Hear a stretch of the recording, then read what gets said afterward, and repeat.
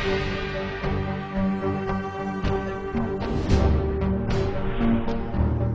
Bulletin sponsored by उत्तम Singh academy Rewa.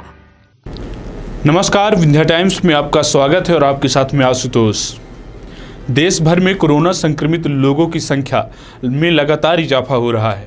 इसे ध्यान में रखते हुए जिले से लगे हुए यूपी बॉर्डर को सील कर दिया गया है। अब बाहर फंसे लोगों का जिले में पहुंचना आसान नहीं होगा। पुलिस ने यूपी बॉर्डर को सील कर दिया है और प्रवेश को पूरी तरह से प्रतिबंधित भी कर दिया है। बॉर्डर में यह आवाजाही कितने दिन तक रुकी रहेगी, इसकी कोई जानकारी नहीं दी गई है। ऐसे में ज़्यादातर लोग बीच में ही फंसे होंगे।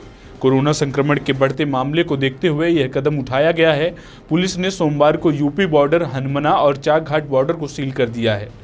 वाहनों के साथ साथ पैदल आने जाने वाले लोगों की भी नो एंट्री कर दी गई है। दरअसल काफ़ी संख्या में लोग दूसरे प्रदेशों से रीवा सहित अन्य जिलों के लिए आ रहे हैं, जिससे कोरोना संक्रमण फैलने का खतरा भी बढ़ गया है। सोमवार को बॉर्डर अग्रिम आदेश सील करने हेतु आदेश जारी हुआ है, जिसके बाद पुलिस ने आवाजाही पूरी तरीके से रोक दी है। पुलिस अब पैदल आने जाने वाले लोगों को अनुमति नहीं दे रही है।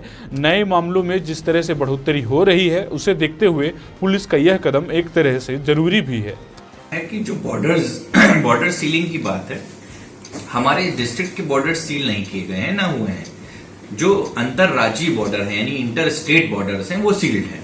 यानी कि हमारे यहाँ से कोई प्रयागराज से नहीं आ सकता, हमारे यहाँ कोई मिर्जापुर से नहीं आ सकता। लेकिन अगर कोई सतना से आ रहा है या मान लीजिए कि शहडोल से आ रहा है, तो वो बॉर्डर्स हमने सील नहीं किए हुए हैं, क्योंकि ऑब्वियसली उन बॉर्डर्स को सील करना संभव नहीं है। इतने सारे बॉर्डर्स हैं जिलों के साथ, उनको सील करना एक्चुअली प्रैक्टिकली पॉसिबल नहीं है कि उनको सील किया जाए। उनके लिए तो अलग से 100 आदमी चाहिए जिनको कि सील किया जा सकेगा। 24 घंटा हम उनको सील करना चाहते हैं। तो आइडिया ये है कि जो स्टेट बॉर्डर्स हैं उनको सील कर दिया गया है। लेकिन अगर मान लीजिए कि स्टेट बॉर्डर पे किसी कारण से या पहले से ही मान लीजिए कोई आदमी झाबुआ से या इंदौर में एंटर कर चुका था, निर्णय जब ये हुआ है स्टेट बॉर्डर सील करने का, उसके पहले अगर एंटर कर चुका था, तो अब जाहिर है कि वो चल के चाहे पैदल या किसी अन्य वाहन से चलेगा तो अपने गंतव्य पहुंचेगा, वो चाहे रीवा हो या कोई भी अन्य जिला हो। तो ऐसे लोग आ रहे हैं, उनके बारे में बहुत क्लियर निर्देश दिए जा चुके हैं कि जिस भी जिले में इस तरह के माइग्रेंट लेबर्स आइडेंटिफाई किए जाते हैं, चाहे वो ट्रकों में जा रहे हो, गाड़ियों में जा रहे हो या पैदल जा रहे हो, जो संबंधित प्रशासन है उनका उद्देश्य है, उनका जिम्मेदारी है कि उनको वहां पे रखना है, उनका खाने पीने की व्यवस्था करनी है, सुरक्षा की, स्वास्थ्य की व्यवस्था करनी है। तो इसी क्रम में जो भी कोई इस तरह के लोग हम लोग को मिल रहे हैं, हम लोग उनको जो भी प्रशासन के द्वारा जगह बनाई गई हैं, जो व्यवस्थाएं बनाई गई हैं, वहां पे उनको रुकवा रहे हैं। अब एक समस्या इसमें और है कि कई लोगों को वहां रोक दिया जा रहा है, लेकिन अब वो वहां नहीं रहना चाहते हैं। हालांकि उनकी काउंसलिंग की जा रही है, उनको समझाया जा रहा है कि सब हम आपको सुविधाएं उपलब्ध कराएंगे, चिंता मत करिए। लेकिन बहुत से लोग ऐसे हैं जो हमारी इस समझाइश के बाद भी जो उनका गंतव्य है वहां पे जाना चाहते हैं। एक बार एक इंसिडेंट हुआ कि कुछ लोग वहां से निकल के रात में चले गए, उठ के बिना बताए चले गए। तो अब ये एक अलग सी परिस्थिति है जिससे हम लोग निपटने की कोशिश कर रहे हैं। 21 दिन के जारी लॉकडाउन में अगर किसी को सबसे ज़्यादा सेवाएं देनी पड़ रही है तो वो है पुलिसकर्मी, जो रात दिन एक कर शहर के लोगों पर नज़र बनाए रखते हैं। किसी भी अनावश्यक बाहर न जाने वाले व्यक्तियों को वह बार बार समझाइश देते हैं। अगर कोई जाता भी है, उसे समझाइश दी जाती है कि वह अपने घर में ही रहे। आज शहर के 385 पुलिसकर्मियों को एसपी आबिद खान द्वारा प्रोत्साहन राशि देकर इसी सिलसिले में सम्मानित किया गया। जिले में लॉकडाउन के बीच काफ़ी संख्या में पुलिसकर्मी शहर के अलावा भीड़ भाड़ वाले स्थानों में ड्यूटी कर रहे हैं। संक्रमण के संभावित खतरे को नज़रअंदाज कर पुलिसकर्मी लोगों की मदद करने में लगे हुए हैं। ऐसे स्थिति में उनका हौसला बढ़ाने के लिए पुलिस अधीक्षक आबिद खान ने 385 पुलिसकर्मियों को पुरस्कृत किया है और उन्हें नगद इनाम भी दिया गया है। एसपी आबिद खान ने बताया है कि दिन रात सेवा दे रही पुलिसकर्मियों के हौसला अफजाई के लिए पुरस्कृत किया गया है, जिससे उनका मनोबल ऊंचा रहे और उन्हें यह नसीहत भी दी गई है कि वह अपने स्वास्थ्य का अच्छे से ध्यान रखें और चेकिंग पॉइंट पर भी साफ सफाई का ध्यान दें। को पुरस्कृत भी किया जा रहा है क्या? देखिए, आपको जैसे जानकारी है 21 तारीख से रीवा जिले में लॉकडाउन की स्थिति है और लगातार शिफ्ट में पुलिसकर्मी ड्यूटी कर रहे हैं। शिफ्ट के अलावा पुलिसकर्मी क्योंकि एक ज़्यादा हजार्डस जोन में है, यानी कि ज़्यादा खतरे की क्षेत्र में काम कर रहे हैं, क्योंकि उनको आने जाने वाले लोगों को रोकना, बात करना, चेक करना, इस तरह की गतिविधि करनी पड़ रही है। तो जाहिर है उनको अतिरिक्त सतर्कता की भी आवश्यकता है। तो उनको कुछ प्रोटोकॉल्स हैं फॉलो करने हैं, मास्क पहने रहना है, हाथ धोना है, सैनिटाइजर का इस्तेमाल करना है, अपनी वर्दियों को बदलना है। तो अतिरिक्त मेहनत करना पड़ रहा है इस पूरे पुलिस फोर्स को, और साथ में ही जो एसेंशियल सर्विसेज हैं, जो आवश्यक सेवाएं हैं, उनका आवागमन भी बाधित नहीं करना है। साथ में जो हमारी जनता है जो लॉकडाउन को मानने को तैयार नहीं होती है, उनको समझाइश देते रहना है, उनसे संयम से व्यवहार करना है। इन सब चीज़ों के लिए लगातार पुलिस कर्मियों को जो है वो सिखाया जा रहा है, उनको ट्रेन किया जा रहा है। हमारी मेडिकल टीम भी ट्रेंड है, जो हमारी पुलिस की एक मेडिकल टीम हमने बनाई है किसी आपातकाल स्थिति के लिए।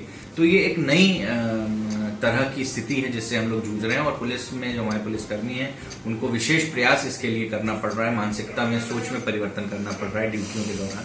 तो ये बहुत मेहनत डिमांड कर रही है, और जाहिर है कि क्योंकि एक लंबी अवधि है कि 21 दिन तक इस चीज़ को मेंटेन करना, तो मैंने ये उचित समझा कि ये जो लोग ने अच्छा काम पिछले एक हफ्ते में किया है उसके लिए सभी को पुरस्कृत किया जाए, ताकि उनका मनोबल अच्छा रहे और अपनी सेवाओं को वो लगातार इसी तरह से, इसी स्फूर्ति के साथ संपादित करते रहें। क्योंकि पुलिस की ड्यूटी एक इस पूरी व्यवस्था में सोशल डिस्टेंसिंग की और लॉकडाउन की बहुत महत्वपूर्ण है, और जब तक हमारा नीचे तक हमारा पुलिसकर्मी मोटिवेटेड नहीं रहेगा, हिम्मत नहीं रखेगा, तो ऐसी स्थिति में चीज़ें और खराब हो जाएंगी। कोरोना महामारी के समय गरीबों को भरपेट भोजन खिलाने के लिए कई सामाजिक संगठन आगे आ रहे हैं और ज़रूरतमंद लोगों को भोजन मुहैया करा रहे हैं। शिव बारात आयोजन समिति के द्वारा 22 मार्च से लगातार भूखे लोगों तक भोजन पहुंचाने का कार्य किया जा रहा है। कोरोना वायरस के चलते सभी गरीब परिवार एवं जिनको खाने की व्यवस्था नहीं हो पा रही है, उन्हें शिव बारात समिति द्वारा भोजन दिया जा रहा है। समिति द्वारा आज लगभग 1000 खाने के पैकेट बांटे गए। आयोजन समिति के अध्यक्ष मनीष गुप्ता ने बताया कि हम लोग मास्क लगाकर एवं सैनिटाइजर का उपयोग कर भोजन बांटने की प्रक्रिया कर रहे हैं, और जब तक यह महामारी पूरी तरीके से ठीक नहीं हो जाती है तब तक शिव बारात आयोजन समिति के द्वारा यह शुभ कार्य निरंतर जारी रहेगा। उन्होंने आगे बताया कि करीब 50 शिव भक्त दिन रात बराबर लोगों को भोजन पहुंचाने के लिए तत्पर हैं। जहां से भी हमारे पास फोन आता है, हम तुरंत भोजन प्रदान करते हैं। शिव बारात आयोजन समिति रीवा में लगभग 22 तारीख से हम लोगों ने स्टार्ट किया। तट पर 50 लड़कों के साथ जो अपने शिव बारात के भक्त हैं पूरे लगे हुए हैं।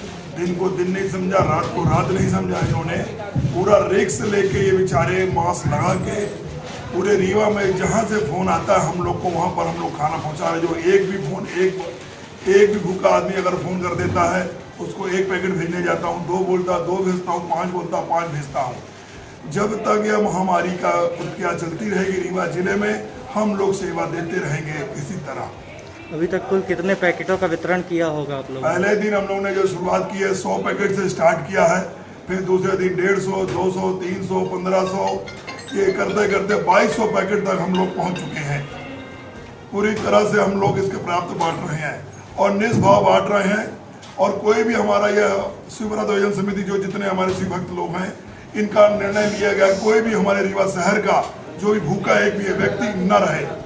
अन्य सामाजिक संगठनों से भी आप कुछ उम्मीद करेंगे लोगों से? नहीं, हमारे पूरे संगठन के लोग ही अपना पुरस्कार दायित्व दे रहे हैं। अभी हमारी कोई किसी से बात नहीं हुई है। अगर मिलेगा तो हम ले सकते हैं, कोई दिक्कत नहीं। कोरोना वायरस के कहर से आम आदमी परेशान है। पुलिस प्रशासन से लेकर आम आदमी तक इन समस्याओं का सामना करना पड़ रहा है। सामाजिक संगठन भी सामाजिक हितों के लिए आगे आ रहे हैं और प्रशासन की मदद कर रहे हैं।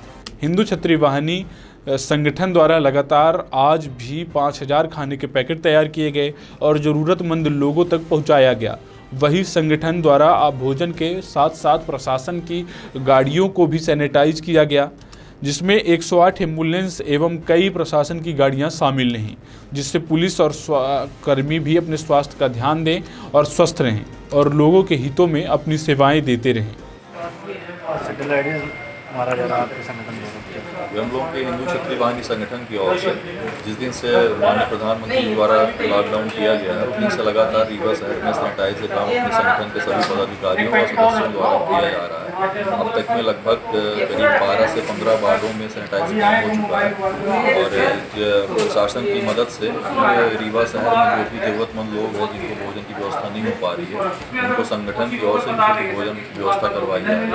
अभी तक कहाँ भोजन वितरण किया गया? भोजन वितरण हम लोग का पूरे शहर में किया जा रहा है। समान नाका, निराला नगर, रतहरा, रेलवे स्टेशन, जहाँ जहाँ भी जरूरतमंद ऐसे लोग पाए जा रहे हैं उनको सबको भोजन की व्यवस्था करवाई जा रही है और संगठन के सभी पदाधिकारियों को भी निर्देशित किया जा चुका है कि जब तक ये लॉकडाउन रहेगा, अगर 14 अप्रैल के बाद भी लॉकडाउन निरंतर चलता है उसके बाद की भी भोजन की व्यवस्था जो है संगठन द्वारा लगातार की जाएगी। विश्व में फैले कोरोना वायरस को लेकर जहां देश में लॉकडाउन के चलते देश के नागरिकों को बाहर निकलने से रोक लगा दी गई है, तो वहीं भारतीय जनता युवा मोर्चा के द्वारा घर घर जाकर गरीब, असहाय एवं जरूरतमंदों को अनाज पहुंचाने का कार्य जोरों शोरों से किया जा रहा है।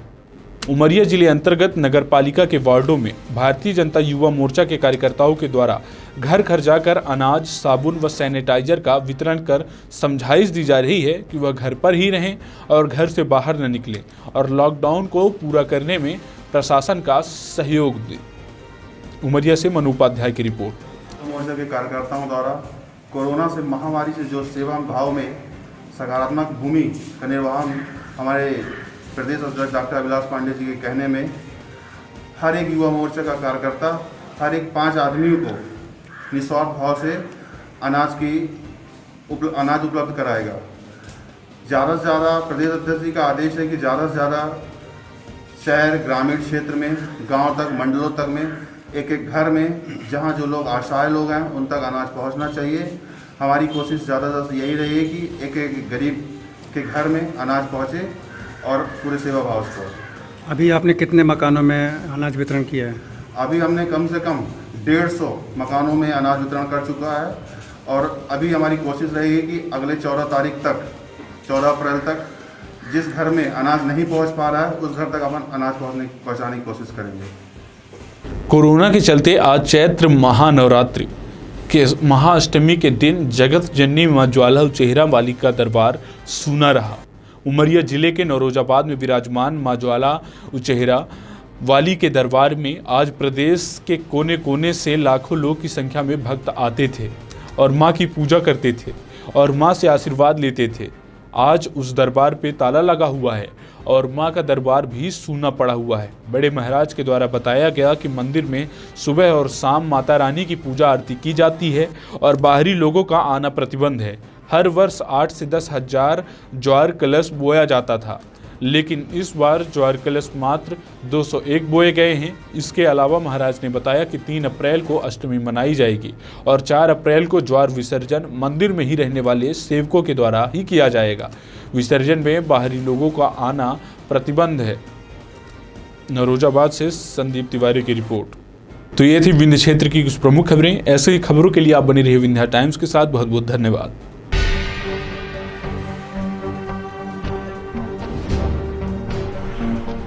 VT Bulletin sponsored by Uttam Singh Academy, Rewa.